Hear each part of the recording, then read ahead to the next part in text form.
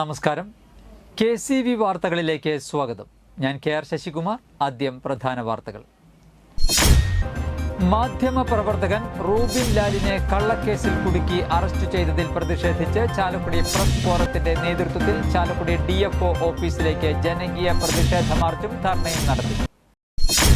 വ്യാപാരി വ്യവസായി ഏകോപന സമിതി കോടാലി യൂണിറ്റ് വാർഷിക പൊതുയോഗവും ഭാരവാഹി തെരഞ്ഞെടുപ്പും 31 രാവിലെ 9:30 മുതൽ കോടാലി ഗവൺമെന്റ് LP സ്കൂളിൽ നടക്കുമെന്ന് ഭാരവാഹികൾ വാർത്താ സമ്മേളനത്തിൽ അറിയിച്ചു.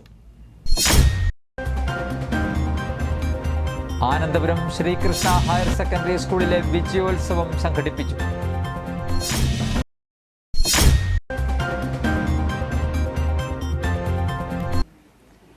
കനത്ത മഴയിൽ അപ്രതീക്ഷിതമായി അതിരപ്പിള്ളി വെള്ളച്ചാട്ടം കനത്തു.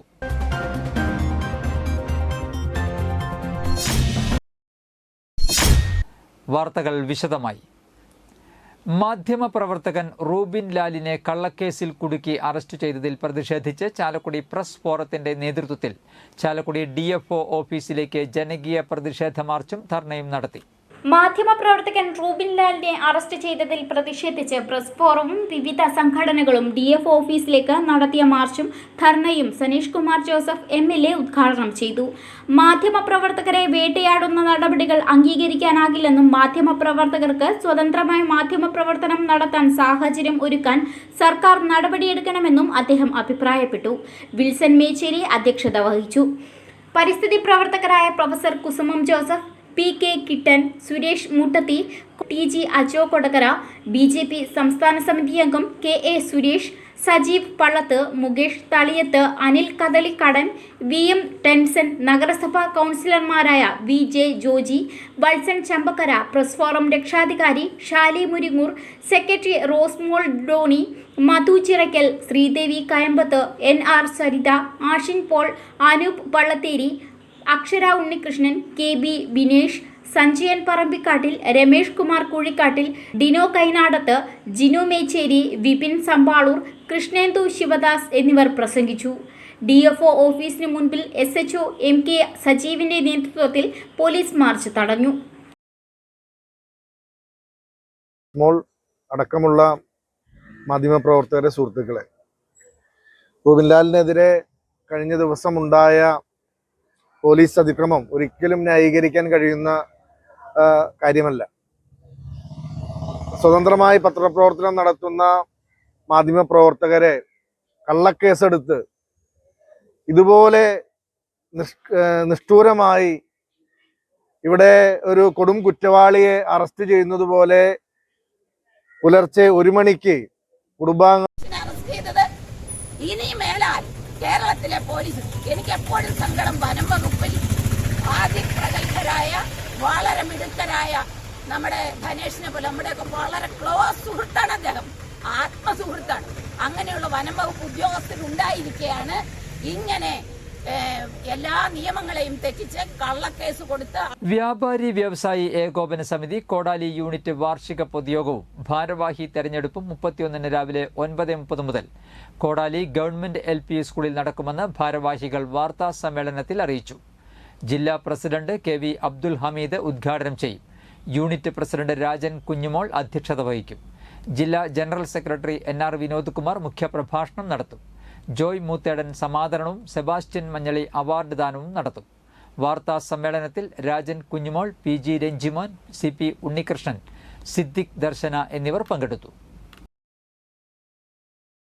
നമ്മുടെ കേരള വ്യാപാരി വ്യവസായി ഏകോപന സമിതി കോടാലി യൂണിറ്റിൻ്റെ 44ാമത് വാർഷിക പൊതുയോഗമാണ് ഈ വരുന്ന വെള്ളിയാഴ്ച 31-ാം തീയതി.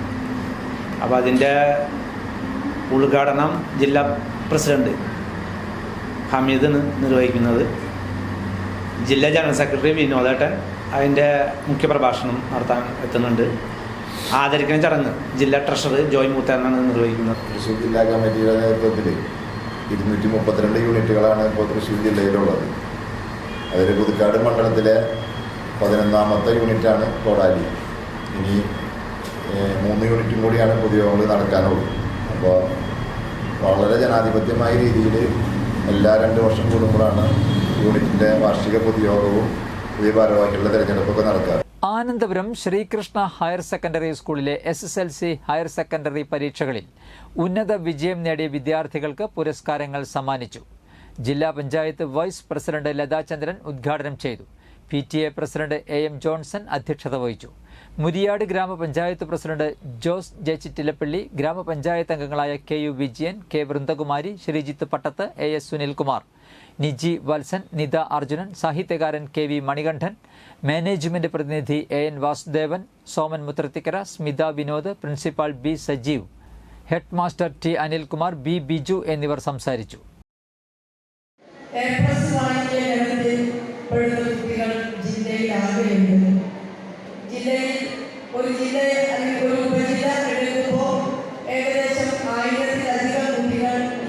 കനത്ത മഴയിൽ അപ്രതീക്ഷിതമായി അതിരപ്പിള്ളി വെള്ളച്ചാട്ടം കനത്തു. ചൊവ്വാഴ്ച ഉച്ച മുതലാണ് വെള്ളം ഉയർന്നതും കാലവർഷത്തിന്റെ പ്രതീതിയുണ്ടായതും.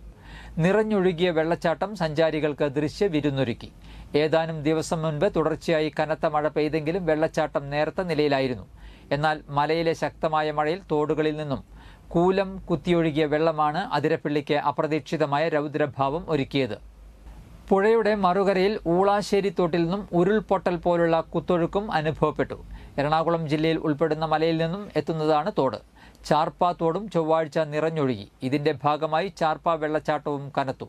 എന്നാൽ ഡാമുകളിൽ ഇനിയും കാര്യമായി വെള്ളം ഉയർന്നിട്ടില്ല. മൊബൈൽ കടയിൽ ചാർജ് ചെയ്യാൻ ഏൽപ്പിച്ച ഫോൺ തിരികെ വാങ്ങാനെത്തിയപ്പോൾ അല്പനേരം കാത്തിരിക്കാൻ പറഞ്ഞതിന് ആക്രമണം അഴിച്ചുവിട്ട് യുവാക്കൾ. ഇവർ കടയുടെ ഗ്ലാസ് തല്ലിപ്പൊളിക്കുകയും ജീവനക്കാരനെ കത്തി ഉപയോഗിച്ച് കുത്താൻ ശ്രമിക്കുകയും ചെയ്തു. നാട്ടുകാർ എത്തിയാണ് ജീവനക്കാരനെ രക്ഷിച്ചത്. പോലീസ് എത്തും മുൻപേ ഓടി രക്ഷപ്പെട്ട യുവാക്കൾക്കായി തെരച്ചിൽ ആരംഭിച്ചു.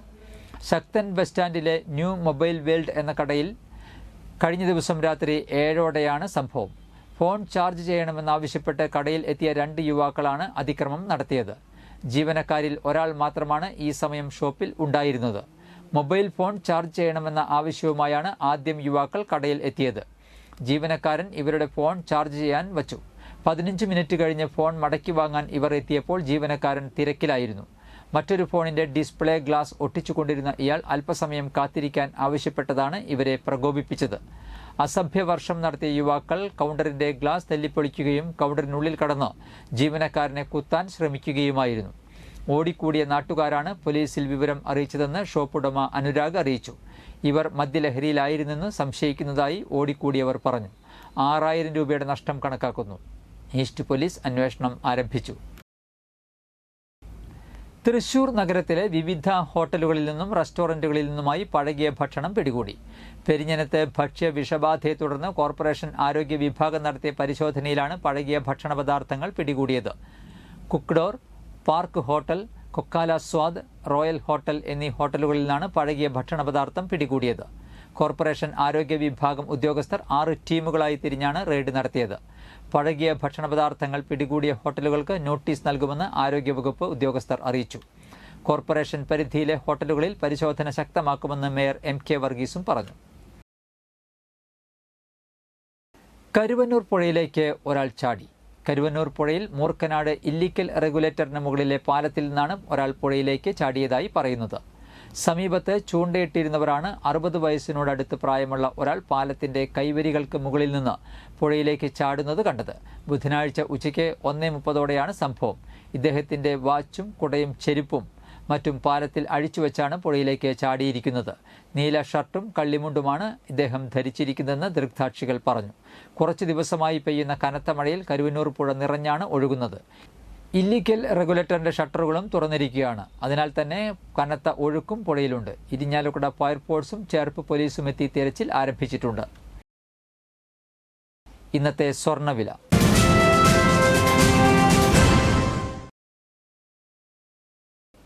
സ്വർണം ഗ്രാമിന് 6710 രൂപ, പവന് 53,680 രൂപ.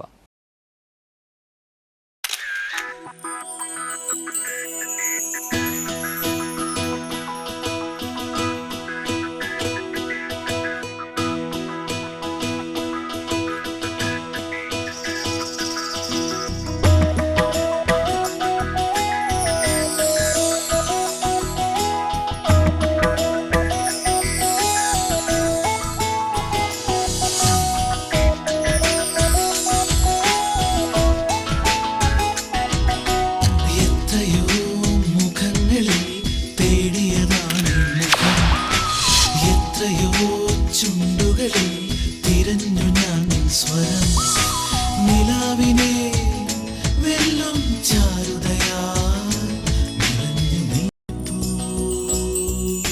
സ്വർണശോഭയിൽ നിൻമുഖം മാത്രം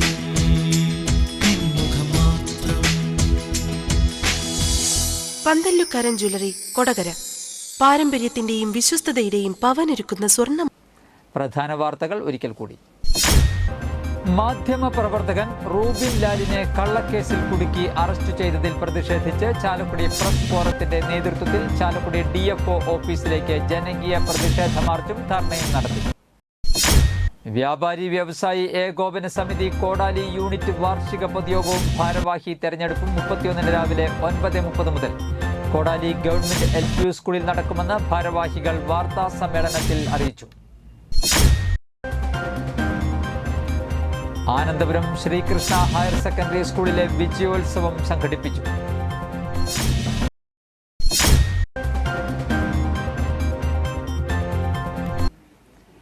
കനത്ത മഴയിൽ അപ്രതീക്ഷിതമായി അതിരപ്പിള്ളി വെള്ളച്ചാട്ടം കനത്തു.